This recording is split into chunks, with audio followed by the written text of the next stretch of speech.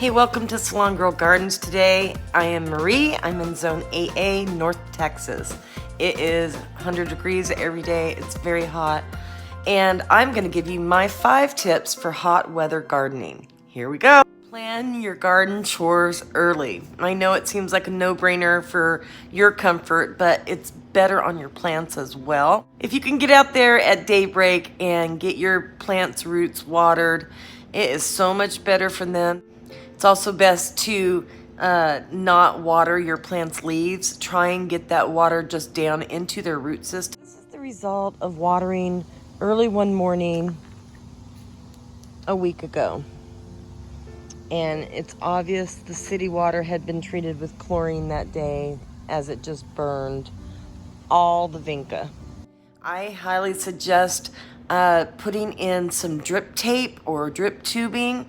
This year, I had 2 soaker hoses brand new in the garage that I'd never used, and I screwed them together, screwed them to the water source, and it was able to water half of my garden in the backyard without me lifting a garden hose, and I am all about that.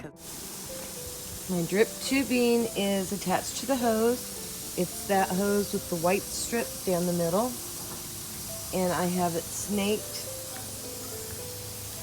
all down this area, getting water just to the root system, snaking over here into the tomatoes, to the new quick fire fab hydrangea that Proven Winter sent me, through the heucheras and the creeping Jenny, and it stops here. Number 2 tip for gardening in hot weather is mulch, mulch, mulch. You want a 2 to 3 inch layer of mulch, and I adhere to a very strict mulch schedule. I do 25 bags of mulch in my front garden and 25 bags in my back garden twice a year. And this will cut down on your weed growth, and it keeps that moisture trapped into the soil so that it hydrates the roots of your plants. Gorgeous 2 to 3 inch layer of mulch. I just want to show you how thick this is.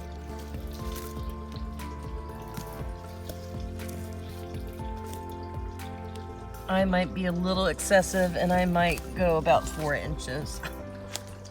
And look how wonderful the plants look. The puppies appreciate fresh mulch too.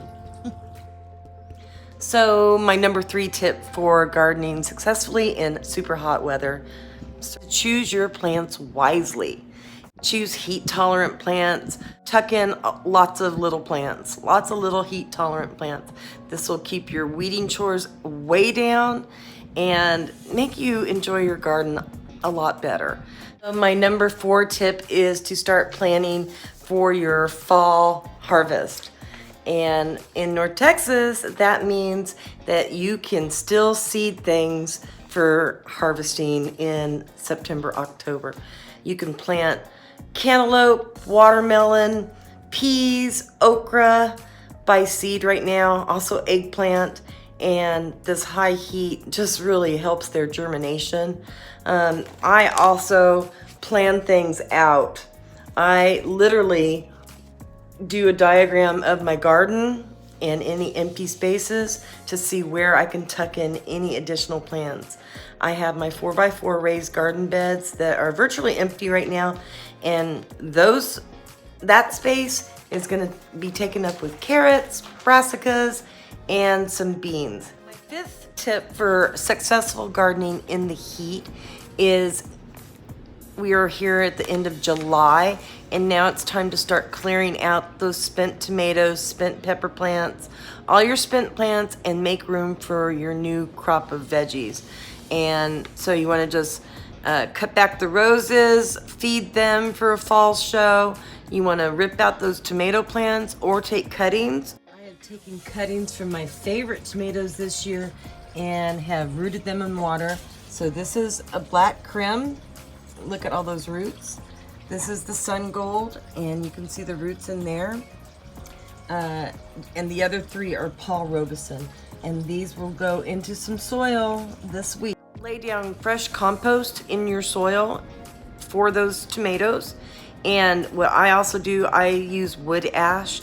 And I tell you, I didn't have one tomato this year with blossom end rot, and I believe it's because of the wood ash that I put down with the compost in each of my tomato holes. So thank you for joining me at Salongirl Gardens today for these 5 tips to get you through the later part of the summer gardening to make it more enjoyable for you. So remember, mulch is your friend, water early in the day, cover every square inch either with mulch or with heat-loving plants. Start planning for your fall gardening and don't forget the veggies. Don't forget your fall crop of tomatoes if you're lucky enough to live in a zone that you can grow tomatoes later in the season. So, happy gardening, and I will catch you on the next one. Bye!